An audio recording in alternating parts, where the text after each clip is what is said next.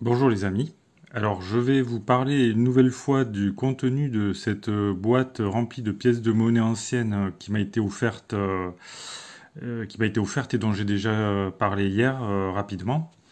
Et je vais y revenir en fait pour vous présenter un petit peu plus en détail ce que contient cette boîte, hein. Quelles sont les pièces de monnaie anciennes qui étaient dedans. Alors, j'ai mis à part le billet. Là, c'est un billet de banque polonais. Donc, je ne le compte pas puisque je me concentre sur les pièces. Alors, ce que j'ai fait, c'est que j'ai sorti... Ces pièces étaient emballées dans des sachets plastiques fermés. Donc, j'ai remplacé ces sachets plastiques par de nouveaux sachets zip qu'on peut ouvrir. Et j'ai commencé par rassembler les pièces par type en fait. Voilà. Donc, par exemple, ici, j'ai rassemblé la totalité des pièces de 1 franc. Donc ça, ce sont les pièces de 1 franc de type morlon, donc pièces françaises. Voilà, l'avers, le revers. Et j'ai fait la même chose pour le... Vous voyez qu'il y en a pas mal déjà, il y en a une bonne quantité.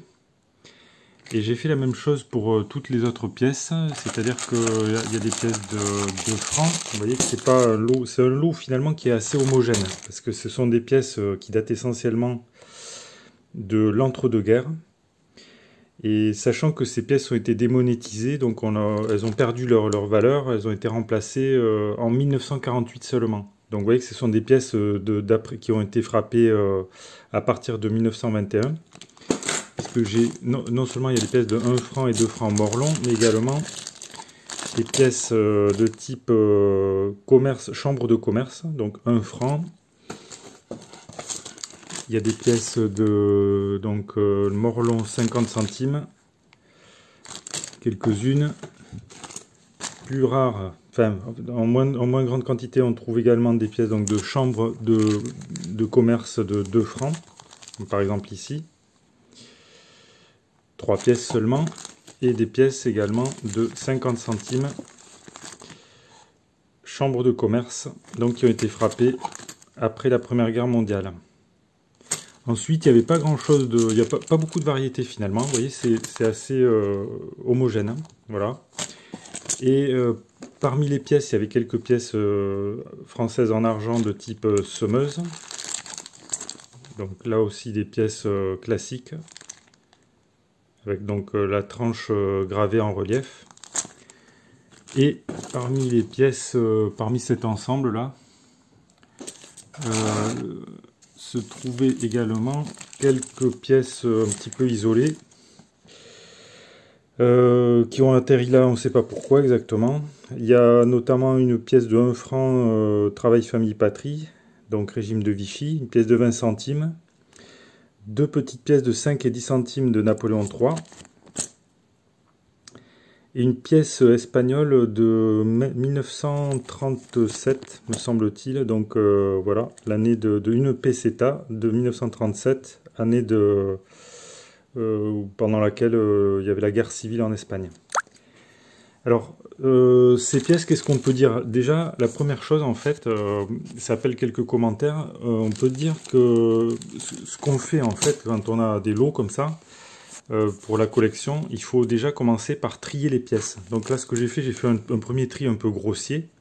Je les ai tirés par catégorie de pièces, en fait. Et je les ai regroupés. Donc déjà, ce qu'il faudrait faire là, c'est voir s'il y a des doubles ou pas. Après ce qu'on peut dire, c'est que, deuxième remarque, ce qu'on voit quand on observe un lot comme ça, c'est que toutes les pièces n'ont pas la même, ne sont pas de la même qualité. Donc certaines pièces sont plus ou moins bien conservées. Si on prend par exemple celle-ci, donc elles ont des traces d'usure plus ou moins prononcées. Et par conséquent, leur valeur en fait est différente. Donc les pièces qui présentent des traces d'usure très avancées, évidemment, elles ont moins de valeur que les pièces les mieux conservées. Donc on peut trier les pièces par catégorie, par type de pièces, mais aussi par état selon les états de conservation. Et puis il y a également la question qui se pose de la rareté de ces pièces. Alors si on regarde rapidement donc les pièces dans le catalogue Lefranc là, qui malheureusement est devenu assez dur à trouver. On voit que les pièces, par exemple, de 1 franc, la chambre de commerce, sont les pièces françaises qui ont été frappées après la Première Guerre mondiale. Donc ces pièces, elles ont été frappées entre 1920 et 1927. C'est bizarre parce que on dirait pas des vraies pièces en fait, mais en réalité, ce sont des pièces. C'était les pièces officielles françaises de l'époque. Pourquoi il y a la chambre de commerce dessus, bon pour 1 franc et non pas 1 franc? Eh bien, c'est parce que après la Première Guerre mondiale, le franc a été fortement dévalué et la France a mis longtemps à accepter ce fait accompli. Le franc germinal s'était terminé puisqu'il a bien fallu payer la dette de la guerre. Voilà, donc ça s'est traduit par une forte dévaluation du franc. Et donc la France n'ayant pas accepté ce fait monétaire, elle a fait frapper ces pièces bizarres là avec chambre de commerce, avec bon pour 1 franc ou bon pour 2 francs. Alors est-ce que ces pièces sont rares et chères?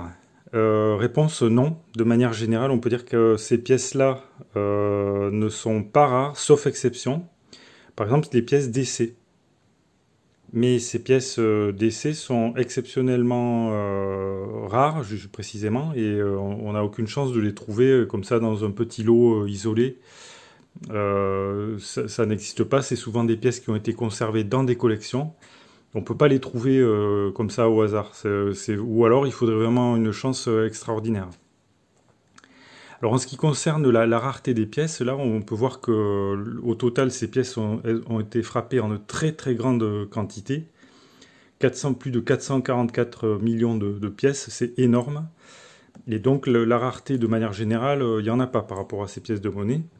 Et leur valeur est assez faible. Ça ne veut pas dire pour autant qu'elles ne sont pas collectionnées, puisque les collectionneurs de pièces de monnaie en francs cherchent, pour certains d'entre eux en tout cas, à compléter toutes les séries de pièces, de chaque type de pièce.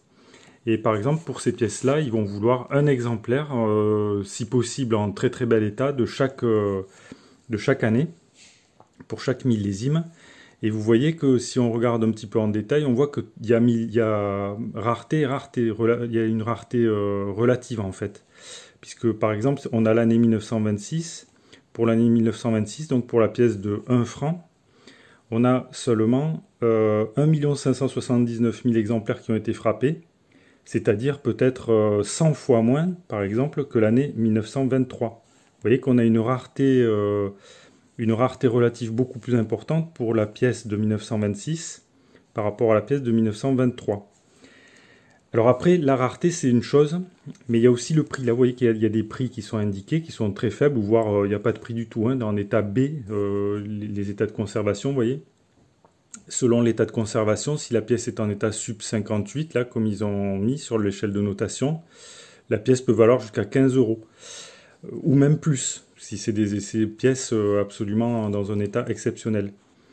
Mais globalement, les pièces ordinaires qu'on trouve, comme par exemple dans ce lot, là, j'ai pas trop regardé les états de conservation, mais elles ont une valeur qui est très faible, voire inexistante. Donc la rareté, c'est quelque chose de relatif. C'est quelque chose de relatif dans la collection parce que la pièce, disons que la rareté et la valeur dépendent du marché. S'il n'y a personne pour acheter la pièce, même si elle est excessivement rare, ben cette pièce-là, elle vaut rien en fait. Tant qu'il n'y a pas un collectionneur qui est décidé à l'acheter, sa valeur c'est 0. Alors on peut dire qu'il y a la rareté relative, la rareté absolue. Une rareté absolue, on pourrait dire que c'est une pièce d'essai qui a été frappée peut-être à 3 exemplaires. Et la rareté relative, c'est la demande en fait. La rareté relative dépend de l'offre et de la demande sur le marché numismatique, sur le marché des collectionneurs. Alors voilà les amis, ce que je pouvais vous dire aujourd'hui par rapport à cet ensemble de pièces. C'est pas mal, c'est assez intéressant. Ces pièces-là, on peut les trier. On peut essayer de les trier par catégorie. On peut les trier selon leur état de conservation. Et ça peut tout à fait constituer une amorce de collection et permettre à certains collectionneurs de compléter ce qu'ils ont déjà. Voilà. Voilà les amis, alors je reviendrai sur ce lot. Je reviendrai en particulier sur les pièces de 5 francs semeuses. Et peut-être je parlerai un petit peu plus aussi du billet de banque, du billet polonais là. Parce que ce n'est pas ma spécialité, mais on pourra quand même regarder quelle est sa valeur. Voilà. Voilà les amis ce que j'avais à vous dire. Donc si vous avez des questions, des remarques ou des commentaires, vous pouvez les faire dans le fil de discussion. Et n'oubliez pas de vous abonner si vous ne l'avez pas encore fait. Merci pour votre attention et à bientôt.